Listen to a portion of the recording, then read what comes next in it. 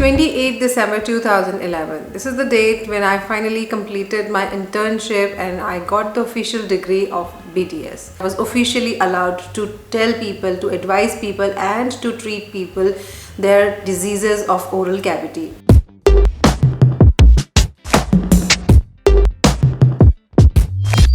Oral cavity मतलब आपके teeth, tongue, cheek, inside of the cheek, lower part of the tongue, palate, ये सब कुछ इन्वॉल्व होता है. Just cleaning of your teeth does not clean the whole cavity. मैंने notice किया था कि मेरे चारों तरफ जो लोग थे वो उतना ध्यान नहीं रख रहे थे अपनी ओरल कैविटी का. Even some of them were medical professionals. उसके बाद नोटिस करना शुरू किया कि डेंटल हाइजीन को लेकर और डेंटल हेल्थ को लेकर इंडिया में बहुत ज़्यादा अवेयरनेस है नहीं, and it should be there. वहाँ बहुत सारे मिथ हैं, बहुत सारे ऐसे फैक्ट्स हैं जो कि लोग बिलीव करते हैं. For example, mostly people in India believe that after scaling उनके जो दांत हैं वो लूज हो जाते हैं और गिरने का डर है, या फिर वो बिलीव करते हैं कि RCT और एक्सट्रैक्शन में से RCT is expensive treatment, painful treatment, and extraction is the treatment जो कि बहुत कम पैसों में हो जाएगा और बहुत इजीली हो जाता है और दांत से छुटकारा मिल जाएगा, सो पेन नहीं होगा. लेकिन ये पूरा सच नहीं है. सो आज मैं 10 ऐसे पॉइंट्स के बारे में बात करना चाहूँगी जो कि ओरल कैविटी को और उसकी हाइजीन को लेकर बहुत इंपॉर्टेंट है और सभी को पता होने चाहिए. So as a dentist I would definitely recommend to listen this video. I believe whatever knowledge I have with my dental education, I should spread this education among people so that they can maintain the hygiene of oral cavity and have a good smile for a longer time. So let's start. First point is brush twice daily. Definitely, this is the one of the most important part of dental hygiene, that every person should clean their teeth every morning और रात को सोने से just पहले, यानी कि उस brush करने के बाद में आपको कुछ भी खाना नहीं है. That is right, but mostly people do just one time brushing, and that too in the morning. I must tell you, brushing in morning is important, but brushing in the night after all the meals is the most important thing. In case if you can't go for brushing twice a day, then skip the morning brushing and do in the night. क्योंकि रात में आप जब brush करते हैं उसके बाद कुछ नहीं खाते तो the whole night is there and the whole mouth remains clean for the longer period of time. Now understand this thing कि आपने रात को खाना खाया और खाना खाने के बाद में मुंह अच्छे से साफ नहीं किया, ब्रश नहीं किया एंड क्लीनिंग नहीं की है, उसके बाद आप बेड पर सोने चले गए and for the whole night आपके माउथ के अंदर वो फूड डेब्रीज हैं, पार्टिकल्स हैं, ये सब आपके दांतों का जो ऊपर कवरिंग होती है which is known as enamel, उसको डिस्ट्रॉय करते हैं and it creates cavities in the mouth. So make sure that you are doing brushing after your last meal in the night. Definitely both the time brushing is important, but what is most important is to brush in the night after all the meals. Another confusion in people about baby's teeth is when to start brushing, like when the baby born और जब पहला teeth आता है तब, या फिर सारे आ जाएंगे तब, या फिर परमानेंट टीथ आ जाएंगे तब. सो द आंसर इज जब पहला टूथ बच्चे के मुंह में आ रहा होता है, अराउंड 6 to 7 months की एज में आता है, तब से ही बच्चों को ब्रश करना शुरू करा देना चाहिए. इससे दो चीज़ें होती हैं, एक तो ये कि ओरल कैविटी क्लीन रहती है और दूसरा ये कि उन्हें हैबिट पड़ती है कि उन्हें ब्रशिंग करनी है and it helps them to maintain this habit for life long. जब बच्चा छोटा होता है और उसके मुंह में टीथ नहीं होते हैं तब भी गम पैड्स पर और टंग पे दूध जमा होता रहता है एंड डेफिनेटली उसको रेगुलरली क्लीन करना होता है. तो छोटे बच्चे में कैसे क्लीन करना है, जस्ट ऑन योर फिंगर उस पर आप एक गॉज पीस या पतला कॉटन का क्लॉथ रैप कीजिए एंड देन वेट कीजिए और उसके बाद में बेबी के गम पैड और टंग पर उसको हल्का सा स्क्रैप कीजिए ताकि वो जो भी जमा हुआ है वो निकल जाएगा. देन जब बच्चा 6 महीने या 7 महीने का होता है उसके अराउंड उसका फर्स्ट टीथ आता है और वो जो फर्स्ट टीथ होता है वहाँ से ब्रशिंग शुड स्टार्ट. तो ब्रशिंग हमेशा टीथ के साथ साथ गम पैड्स पर भी और टंग पर भी करनी होती है to clean the whole oral cavity. So remember the point, पहला टीथ बच्चे के मुंह में जब भी आए ब्रशिंग तभी से स्टार्ट करनी है. Next is temporary teeth are important. अब इसमें थोड़ी सी हमारी जो फिजियोलॉजी है उसको समझते हैं कि जब एक इंसान पैदा होता है, बच्चा छोटा होता है, 6 महीने से लेकर 2.5 से 3 साल के बीच में उसके सारे दांत आते हैं जिन्हें हम दूध के दांत कहते हैं. उसके बाद 6 साल की उम्र में परमानेंट दांत आना शुरू होते हैं और धीरे धीरे जो टेम्परेरी दांत हैं यानी कि जो दूध के दांत हैं वो गिरना शुरू होते हैं और उनकी जगह पर आते हैं परमानेंटली. तो ये हमारा एक फिजियोलॉजिक सिस्टम होता है. अब यहाँ पर लोग ये सोचते हैं कि दूध के दांत है तो कैविटी हो गई तो कोई नुकसान नहीं है, ये खराब हो गए तो कोई नुकसान नहीं, इनको क्लीन करने की ज़रूरत नहीं है। बट द फैक्ट इज़ जो टेम्परेरी टीथ होते हैं वो बहुत इंपॉर्टेंट होते हैं। पहली बात, उनके अंदर अगर केरीज होती हैं तो it can spread down to the mouth, और उसके जस्ट नीचे परमानेंट टीथ होते हैं, वो वहाँ उनको भी नुकसान पहुँचा सकते हैं। सेकेंड वन, क्योंकि टेम्परेरी दांतों के नीचे से ही परमानेंट दांत निकल कर आते हैं, तो अगर टेम्परेरी दांतों को कोई नुकसान होता है और एक्सट्रैक्शन हो जाता है, यानी कि वो दांत निकल जाते हैं, तो उसकी वजह से जो टेम्परेरी दांतों के बाद में जो परमानेंट दांत आने थे, वो परमानेंट दांतों को प्रॉपर जगह नहीं मिल पाती है। इन द साइंटिफिक लैंग्वेज अगर ये कहें तो टेम्परेरी जो टीथ है वो स्पेस मेंटेनर्स का काम करते हैं, ताकि उस जगह पर परमानेंट टीथ आ सके। टेम्परेरी दांत न हो तो क्या होगा, तो जब परमानेंट दांत आएंगे तो उनके पास पर्टिकुलर स्पेस नहीं होगी, तो वो टेढ़े मेढ़े आएंगे, and then finally you have to go for the ortho treatment, जो कि ज़्यादा परेशानी वाला होता है और बहुत ही महंगा भी होता है और लंबा पीरियड भी होता है।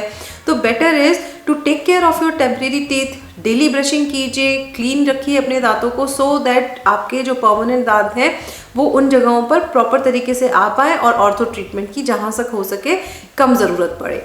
Now very important point is use age specific toothpaste. Age specific toothpaste का मतलब होता है जब बच्चा 6 और 7 मंथ्स का है तो उसकी जो टूथपेस्ट होती है वो अडल्ट की टूथपेस्ट से अलग होती है। जो छोटे बच्चे होते हैं उनमें फ्लोराइड जो होता है वो ज़्यादा होता है, क्योंकि जो ऊपर इनेमल की जो लेयर है वो फ्लोराइड को ऊपर जब हम पेस्ट करते हैं उससे भी एब्जॉर्ब करती है, सो दैट जो इनेमल है वो और स्ट्रॉन्ग बनता है और फ्लोराइड जो है वो केरीज से भी बचाता है। तो definitely age specific toothpaste use कीजिए, एज स्पेसिफिक ही ब्रश यूज़ कीजिए। ऐसा नहीं होना चाहिए कि छोटा बेबी है और उसको अडल्ट्स वाली ब्रश दी गई, क्योंकि वो इतनी बड़ी होगी कि उसके मुंह में इंजरी कर सकती है। तो आजकल बहुत सारे एज स्पेसिफिक टूथपेस्ट और टूथब्रशेस मिलते हैं, so make sure that you are using proper toothpaste and toothbrush. Now one more interesting point is only brushing is not sufficient. Definitely brushing helps a lot in cleaning oral cavity, but only brushing cannot create all the spaces in the teeth. होता ये है कि brushing से interdental यानी कि दो दांतों के बीच की जो जगह होती है वो क्लीन नहीं हो पाती है, क्योंकि ब्रिसल्स वहाँ तक पहुँच ही नहीं पाते हैं। So what is important is use brushing, flossing, tongue cleaning and mouth wash.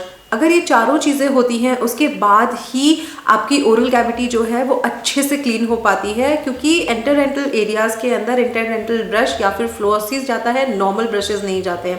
Tongue scrapping ज़रूरी है, माउथ वॉश जो है वो फाइनली क्लीन करता है और जो भी प्लाक जो है उसको जमने से रोकता है, यानी कि बैक्टीरियाज की जो लेयर होती है उसको जमने से रोकता है। Now let me explain you one term, plaque and calculus. Plaque and calculus, जब भी हम खाना खाते हैं तो खाना खाने के बाद में जो फूड डेब्रीज रह जाती हैं तो माउथ के जो बैक्टीरियाज हैं वो फूड डेब्रीज को डाइजेस्ट करते हैं और उनमें से एक लेयर निकलती है। वो एक लेयर जो है वो सलाइवा के साथ मिलकर दांतों के चारों तरफ लग जाती है, उस लेयर को बोला जाता है प्लाक। अगर हम उसको रेगुलरली क्लीन नहीं करते हैं तो बन जाता है वो calculus, which is quite a hard thing, जो कि स्केलिंग के बाद ही निकलता है। उसको निकलवाना क्यों ज़रूरी है, क्योंकि जैसे जैसे कैलकुलस बनता जाता है वो गम्स को रिसीड करता जाता है, गम्स की जगह लेता जाता है, गम्स नीचे जाते जाते हैं और कैलकुलस और स्प्रेड होता जाता है। इससे दांत जो हैं वो कमज़ोर हो जाते हैं, उनकी जड़ें जो हैं वो मजबूत नहीं रह जाती हैं। So always make sure that you are using dental floss, interdental brushing, tongue cleaner, mouth wash and brushing. Now next perception is दांत में दर्द हुआ तो एक्सट्रैक्शन करा देते हैं, दांत में दर्द ही नहीं रहेगा। Let me give you an example here. अगर आपको हाथ में पेन होता है तो क्या आप हाथ कटवाने चले जाते हैं? नहीं ना।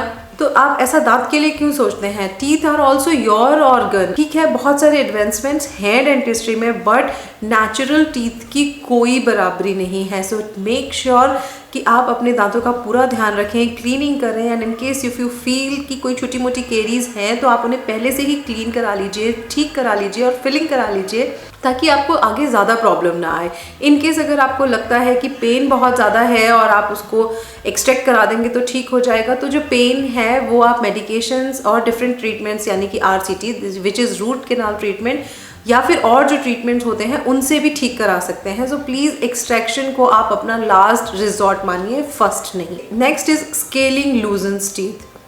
सो this perception is quite common, जब लोग सोचते हैं कि अगर हमने स्केलिंग करा ली यानी कि दांतों की सफाई करा ली डेंटिस्ट के पास जाकर तो हमारे दांत हिलने लग जाएंगे, उनमें सेंसिटिविटी डेवलप हो जाएगी। तो द केस इज़ कि जब आप स्केलिंग कराने जाते हैं तो स्केलिंग जो है वो आपके कैलकुलस को हटाती है, वही कैलकुलस जो कि बैक्टीरियाज की वजह से रेगुलर जमता जमता हमारे गम्स को रिसीड कर रहा था और कैलकुलस बढ़ता जा रहा था।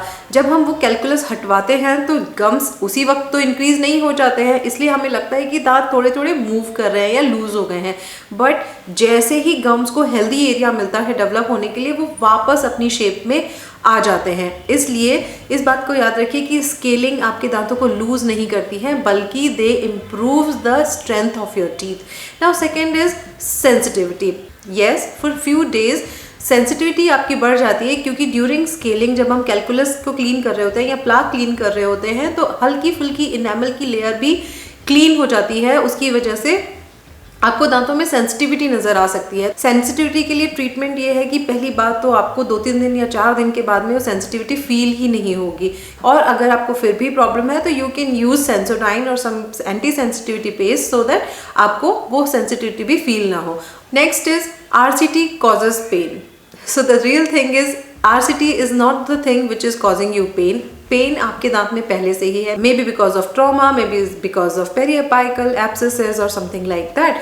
Now RCT is the process जिसमें आपके जो रूट है उसके अंदर जो भी बैक्टीरियाज हैं उनको निकाला जाता है और उसके साथ में जो पल्प है मे बी नेक्रोटिक उसको भी रिमूव किया जाता है। तो जब हम वो रिमूवल करते हैं तो उसमें वो चीज़ पेन करती है, लेकिन वो पेन RCT की वजह से नहीं हो रहा है, वो पेन हो रहा है क्योंकि आपको पहले से कोई प्रॉब्लम है। इसलिए अगर आप पहले से ध्यान रख लेंगे तो you can avoid RCTs, first thing. Second is अगर आपको RCT में पेन है तो you can tell your dentist that please give me local anaesthesia और please sedate me a little bit so that मुझे ये पेन फील नहीं हो। बट एक्सट्रैक्शन के बजाय RCT डेफिनेटली प्रेफरेबल है in case if the situation says. Now next is sensitivity. Use anti sensitive paste like Sensodyne.